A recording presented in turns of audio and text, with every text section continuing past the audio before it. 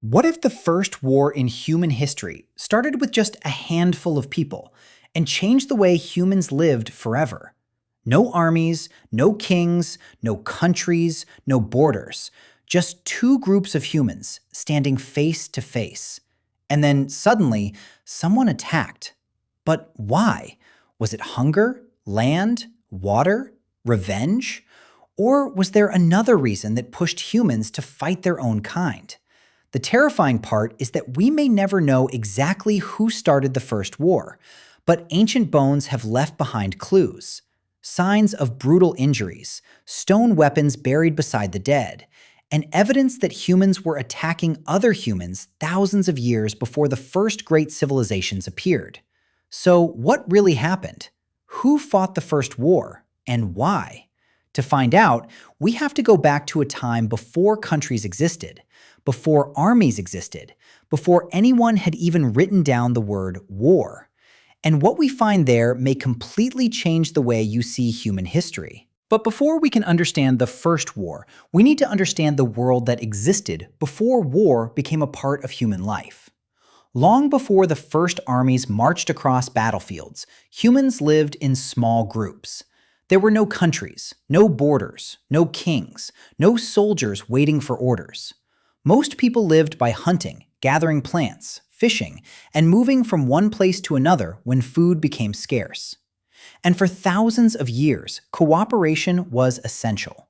Imagine living in a world where a single person could never survive for long on their own. One person might track an animal, another might prepare the weapons, others might watch for predators or protect the children. Working together wasn't just helpful, it was survival. But living in groups also created a new problem. Every group needed resources, food, water, safe places to sleep, and eventually the best hunting grounds became extremely valuable. Now imagine two groups arriving at the same river. Both need water, both need food, both believe they have the right to stay. At first, they might simply avoid each other. One group moves away, the other stays. Problem solved. But what happens when there is nowhere else to go? What happens when food becomes scarce? What happens when one group believes the other group is about to attack? That's when something dangerous can happen. Fear can turn into violence, and once violence begins, revenge can make it even worse. One person is injured. Their relatives want revenge. Another person is killed. Now the other side wants revenge. One attack creates another, and another. Suddenly, what started as a single confrontation can become a cycle of violence between entire groups. But here's something important. Not every violent encounter was a war.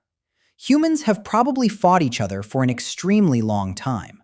But warfare usually means something more organized or repeated. Groups fighting groups rather than just two individuals having a personal fight. And that's where archaeology becomes incredibly important. Because ancient humans didn't leave behind written explanations of their battles. They left behind clues, bones, weapons, buried settlements, and sometimes terrifying injuries.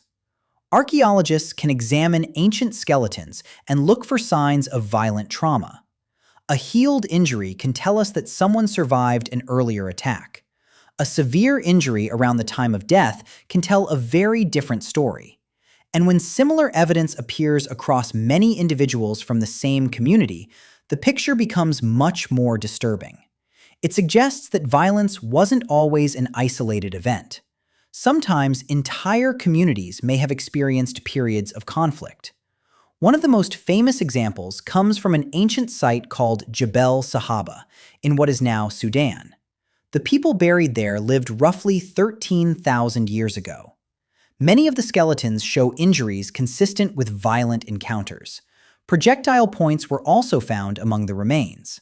The evidence has been interpreted as showing repeated episodes of violence. But even here, scientists have to be careful. Was it one enormous battle? A series of raids? Repeated attacks between neighboring groups? We can't simply look at the bones and know exactly what happened.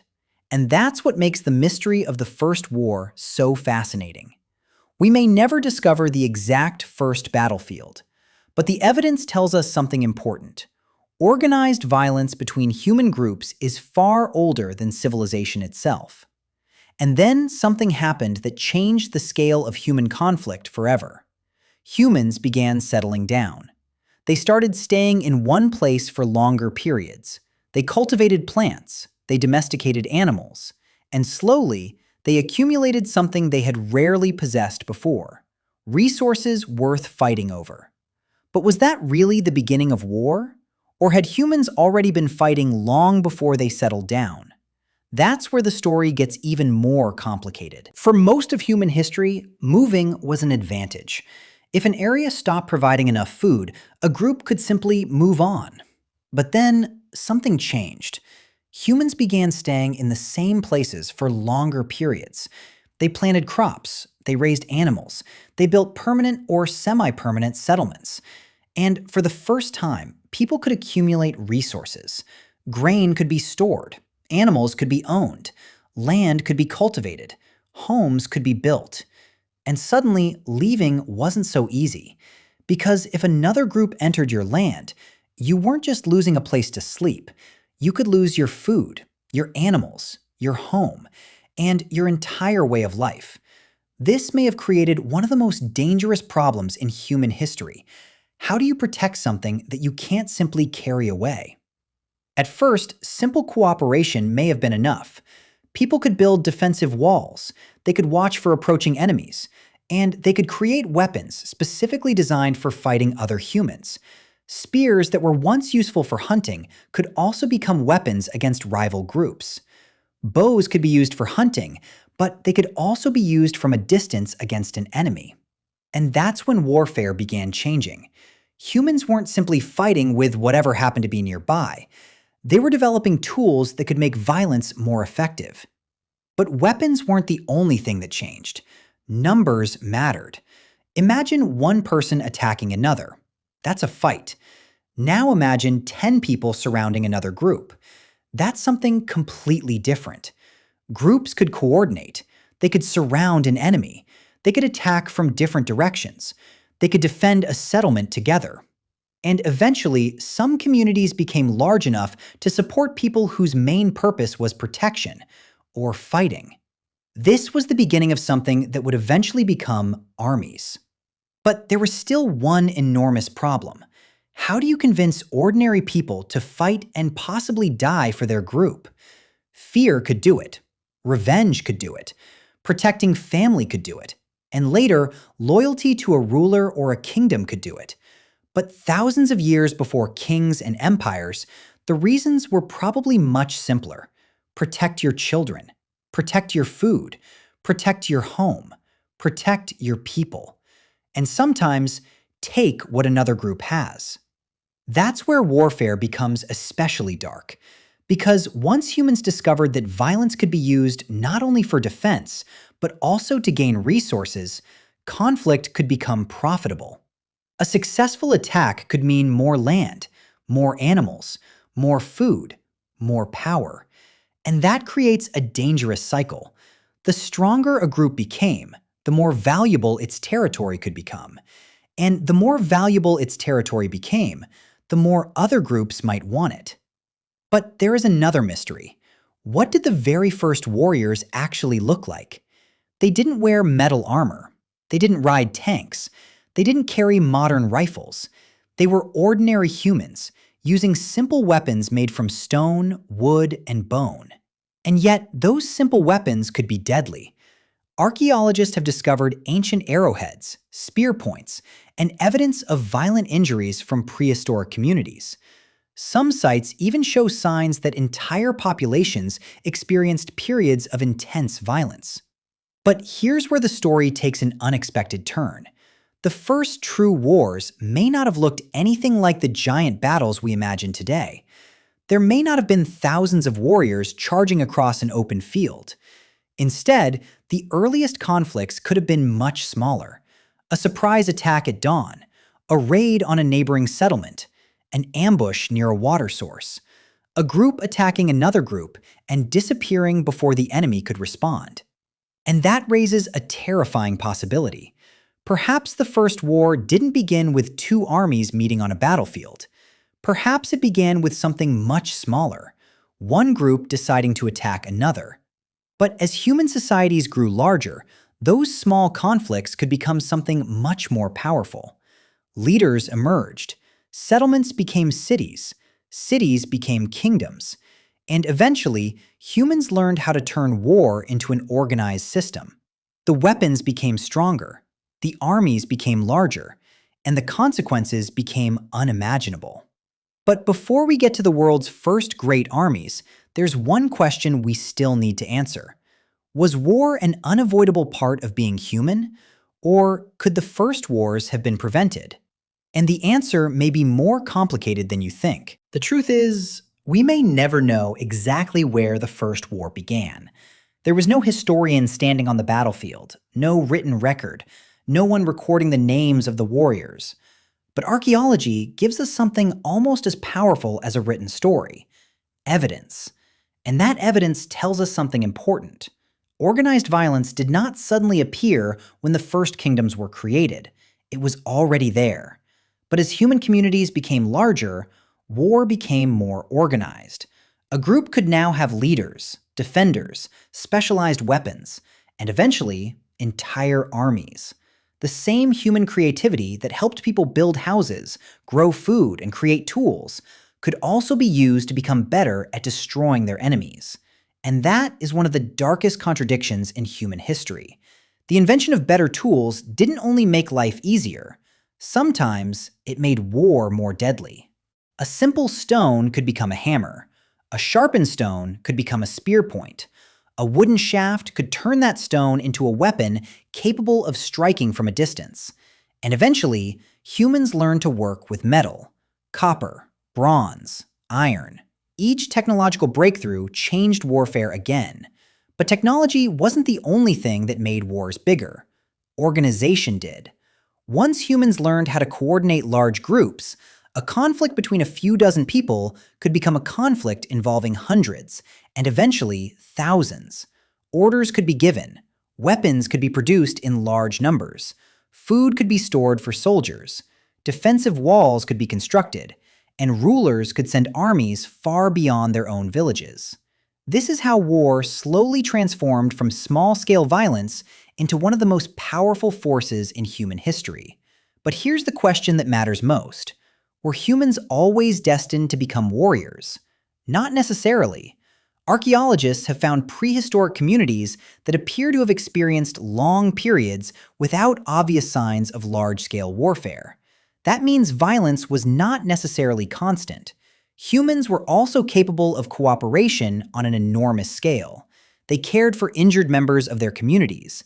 They shared resources. They built settlements. They created art. They traded with people from far away. The same species capable of war was also capable of cooperation. And perhaps that's the most important lesson hidden inside the story of the First War. War wasn't created by a single invention. It wasn't created by one evil person. And it probably didn't begin on one specific day. Instead, it emerged gradually from a complicated combination of resources, fear, competition, revenge, territory, and human decisions. One confrontation could lead to another. One generation could inherit the anger of the previous generation. And eventually, violence could become a tradition. But there is something even more fascinating. The First War didn't just change how humans fought. It changed how humans organized society. People needed protection. That encouraged stronger leadership. Leaders needed resources. That encouraged systems of control. Communities needed defenses. That encouraged walls and fortifications. And armies needed supplies. That encouraged larger systems of agriculture, trade, and administration. In other words, war helped shape civilization. That doesn't mean war was necessary for civilization.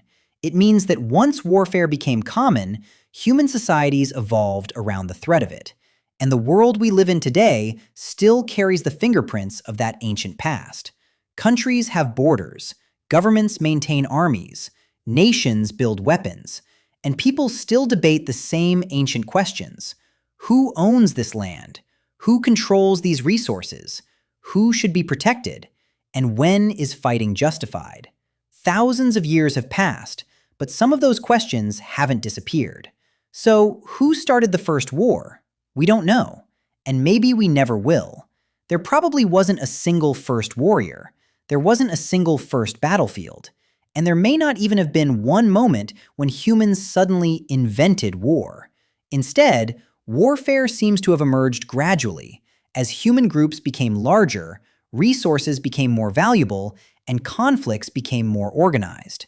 The frightening part is that the technology changed, but human emotions remain surprisingly familiar. Fear, anger, loyalty, revenge, ambition, and the desire to protect the people we love. Those emotions helped build civilizations, and sometimes they destroyed them. The First War may be lost forever in the darkness of prehistory, but its legacy is still with us, and perhaps that's what makes the story of humanity's first wars so disturbing. We changed our weapons, our cities, and our technology, but we are still asking many of the same questions our ancestors asked thousands of years ago. So maybe the real story of the First War isn't about who threw the first spear, or who made the first weapon. Maybe it's about the moment humans realized that another group could become a threat, and decided that fighting was the answer. And that decision changed human history forever. What do you think started the first human war? Was it food, land, water, revenge, or fear? Tell us your theory in the comments. And if you want to uncover the forgotten stories behind humanity's first weapons, first inventions, and first civilizations, subscribe to the channel. Because the deeper we travel into human history, the more surprising the story becomes.